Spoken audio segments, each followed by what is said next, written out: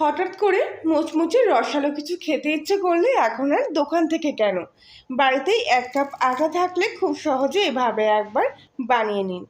একটা খেলে 10টা খেয়ে নেবেন।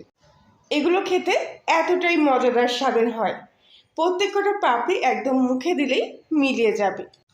আর সেজন্য প্রথমে আমি একটা কড়াইয়ের মধ্যে 1 বাটি পরিমাণ জল নিয়ে নিয়েছি। জলটা একটু গরম হলেই এর মধ্যে স্বাদ মতো সামান্য লবণ আর 2 চামচ মতো ঘি দিয়ে দিলাম। জলের সাথে ঘি আর লবণটা ভালো করে মিশে জলটা একটু ফুটে উঠলেই এর মধ্যে 1 বাটি পরিমাণ আটাও এর মধ্যে নিয়ে নিলাম। আমি এখানে আশীর্বাদ আটা ব্যবহার করছি। আপনারা চাইলে যে কোনো গমের যে লাল আটা হয় সেই আটাটাও এখানে নিতে পারেন। এবার গরম জলের সাথে আটাটা খুব ভালো করে মিশিয়ে নেব। আর গ্যাসের আঁচটা কিন্তু এই সময় একেবারে নিভিয়ে দিয়েছি, কেননা কড়াইটা যে পরিমাণ গরম আছে আর জলটাও যেহেতু গরম ছিল, তাতে কিন্তু আটাটা খুব ভালোভাবে সিদ্ধ হয়ে জলের সাথে মিশে যাবে।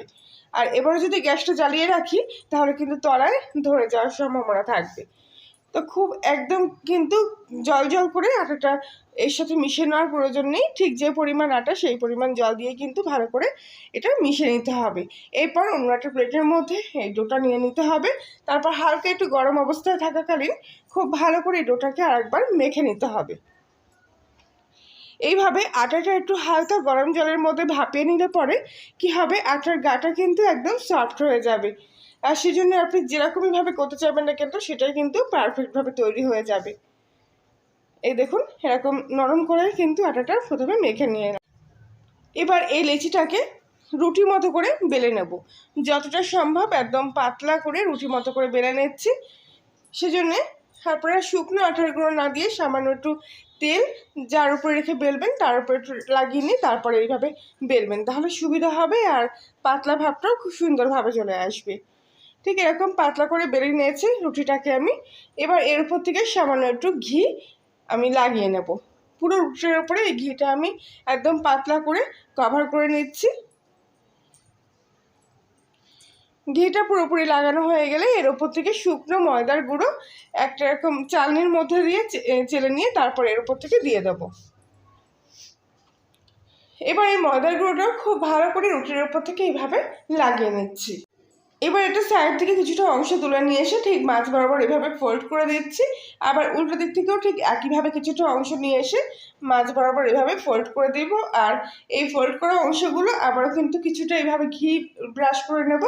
আর তারপরে শুকনো ময়দার গুঁড়োর উপর থেকে ছড়িয়ে দিয়ে ময়দার গুঁড়োটা এইভাবে এর উপর থেকে লাগিয়ে নেব। এক্সট্রা যে ময়দার গুঁড়ো থাকবে সেটা এইভাবে ঝেড়ে নিয়ে নেবেন। এবার আবারও এই সাইড থেকে কিছুটা অংশ এরকম ভাঁজ করে নিয়ে নিলাম। আর ভাঁজের অংশ আবারও কিছুটা এরকম ঘি লাগিয়ে নিয়ে ওপর থেকে শুকনো ময়দার গুঁড়ো ছড়িয়ে দেবো। যতবারই ভাঁজ দেবেন না কেন ততবারই কিন্তু এই ঘি আর শুকনো ময়দার গুঁড়ো ছড়িয়ে দিতে হবে। এবার পুরো ভাঁজটা এইভাবে এরকম ফোল্ড করে দিয়ে একটা চৌকো বক্সের মতো সেভ করে নিলাম।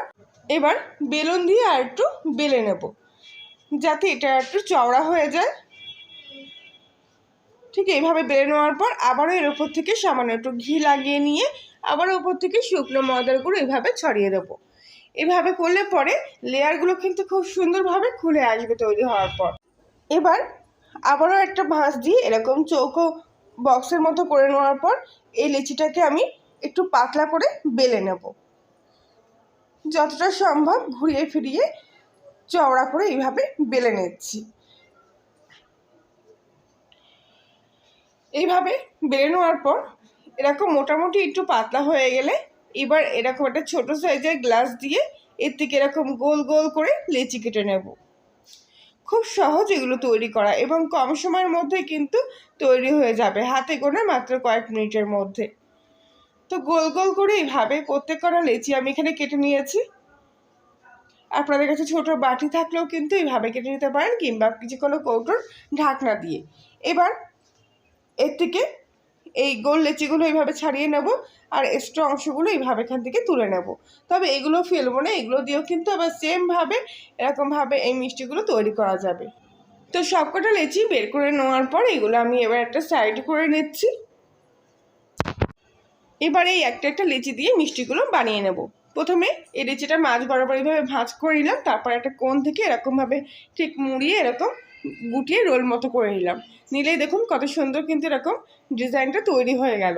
খুব সহজ, মাছ বরাবর ভাঁজ করে নিয়ে তারপর একটা কোণ ধরে এরকম মুড়িয়ে দিতে হবে।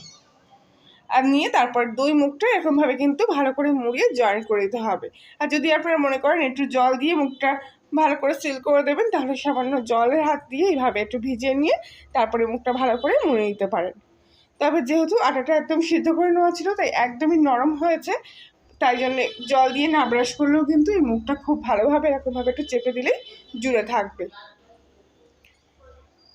প্রত্যেক কটা ঠিক এইভাবে আমি তৈরি করে নিয়েছি, দেখতে পাচ্ছেন কত সহজ। বাকিগুলো ঠিক একইভাবে তৈরি করে নিলাম। আর দেখুন কত সুন্দর ফুলের মতো তৈরি হয়েছে এগুলো। এবারে অন্য একটা প্লেটের মধ্যে আমি এই মিষ্টিগুলো এইভাবে তুলে নিচ্ছি। এবার একটা কড়াইতে সামান্য কিছুটা তেল নিয়ে নিয়েছি। তেলটা কিন্তু খুব একটা বেশি গরম হবে না, একটা আঙুল দিয়ে এরকম চেক করে নেবেন যে আঙুলটা সহ্য করতে পারছে তেলের মধ্যে। ঠিক এরকম টেম্পারেচার থাকা অবস্থায় এই মিষ্টিগুলো কিন্তু তেলের মধ্যে দিতে হবে, নইলে এই যে মিষ্টিগুলোর লেয়ারগুলো যে দিলাম ভাঁজগুলো, সেগুলো কিন্তু খুব ভালোভাবে খুলবে না।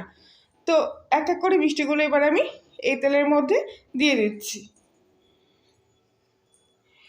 দেখতেই পাচ্ছেন তেলের মধ্যে দেওয়ার পর কিন্তু হালকা একটা বাবলস তৈরি হচ্ছে, তার মানে তেলের টেম্পারেচারটা কিন্তু একদমই কম আছে। তো এগুলো দেওয়ার পর তেলের মধ্যে কড়াইয়ের তেলটা এইভাবে একটু ঘুরিয়ে নিতে হবে। আর কোনো অবস্থায় নাড়াচাড়া করলে চলবে না, ওই অবস্থা রেখে দিতে হবে। কিছুক্ষণের মধ্যেই দেখবেন এগুলো কিন্তু খুব সুন্দরভাবে খুলতে শুরু করেছে, আর আগের থেকে ফুলে একদম ডাবল হয়ে গেছে। দেখতেই পাচ্ছেন প্রত্যেকটা পাপে কিন্তু কত সুন্দর খুলতে শুরু করেছে। এবার শুধু হালকা হাতে একটু ঘুরিয়ে দেবো, তবু কিন্তু এখন নরম আছে এগুলো, তাই খুব একটা বেশি নাড়াচাড়া করলাম না। কিছুক্ষণের মধ্যে এরকম দেখবেন তেলের বুজবুজিটাও কমে গেছে, আর এরকমভাবে কিন্তু এগুলো একটা পিঠ শক্ত হয়ে গেছে। ঠিক সেই অবস্থায় এগুলো একটু উল্টে পাল্টে ঘুরিয়ে ফিরিয়ে ভেজে নিতে হবে। তবে আমি এই মিষ্টিগুলো গ্যাসের ফ্লেমটা একদম সিম আঁচে রেখেই ভেজে নিয়েছিলাম, এতে কালারটাও খুব সুন্দর আসে আর খাস্তা ভাবটাও খুব ভালো হয়।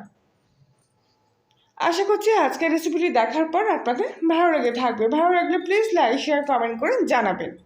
আর আপনি যদি কলিংয়ের রান্নাঘর নতুন সদস্য হয়ে থাকেন, তাহলে প্লিজ চ্যানেলটি সাবস্ক্রাইব করে এই পাশে থাকবেন আর পাশের বেল আইকনটি প্রেস করবেন নতুন কোনো ভিডিওর আপডেট পাওয়ার জন্য। সব মিষ্টিগুলো এইভাবে উল্টো পাল্টে ঘুরিয়ে ফিরিয়ে ভেজে নিচ্ছি, আর দেখতেই পাচ্ছেন লেয়ারগুলো কিন্তু কত সুন্দর এখানে খুলে উঠেছে। এবার এই মিষ্টিগুলো ভাজা হয়ে গেলে আমি ছাঁচ দিয়ে এইভাবে তেল থেকে ছেঁকে নিয়ে তুলে নিচ্ছি। বাকিগুলো ঠিক একইভাবে এখানে ভেজে নিয়ে অন্য একটা প্লেটের মধ্যে ঢেলে নিলাম। তো এগুলো একটু ঠান্ডা হতে দেবো, আর ততক্ষণে অন্য একটা পাত্রের মধ্যে আমি হাফ বাটি পরিমাণ চিনি আর তার সাথে হাফ বাটি পরিমাণ জল নিলাম চিনির শিরা তৈরি করার জন্য। তো চিনির সাথে জলটা খুব ভালো করে কিছুক্ষণ ধরে এভাবে মিশে গিয়ে ফুটতে শুরু করেছে। এবার একটা এলাচের দানাও এর মধ্যে দিয়ে দিলাম, এতে গন্ধটা খুব সুন্দর আসবে। মোটামুটি চিনিটা এরকম একটু আঠা আঠা মতো হলে গ্যাসটা অফ করে দেবো, আর চিনির শিরাটা হালকা একটু ঠান্ডা করে নেব। আর ততক্ষণে আগে ধার থেকে তৈরি করে নেওয়া মিষ্টিগুলো আমি একটা অন্য প্লেটের মধ্যে সুন্দর করে সাজিয়ে নিয়েছি। এবারে চিনির শিরাটা হালকা একটু গরম থাকা অবস্থায় এই মিষ্টিগুলোর উপরে চিনির শিরাটা এইভাবে দিয়ে দিচ্ছি। এতে কি হবে, মিষ্টিগুলোর ভিতর থেকে কিন্তু চিনির শিরাটা খুব ভালোভাবে প্রবেশ করবে আর এগুলো রসালোও হবে। তো 1-2 মিনিট মতো চিনির শিরার মধ্যে অবস্থায় রাখার পর এবার আমি একটা মিষ্টিখান থেকে তুলে নিয়ে ভেঙে দেখাচ্ছি। দেখুন কত সুন্দর হয়েছে। চিনি শিরা দেওয়ার পরও কিন্তু এগুলো নরম হয়ে যাবে না, ঠিক এরকম খাস্তাই থাকবে, অথচ ভিতর থেকে আবার রসালো হবে। খেতে একেবারে দারুণ টেস্টি। তো বন্ধুরা, আজকের মতো এই পর্যন্ত রেসিপিটি। সবাই ভালো থাকবেন, সুস্থ থাকবেন।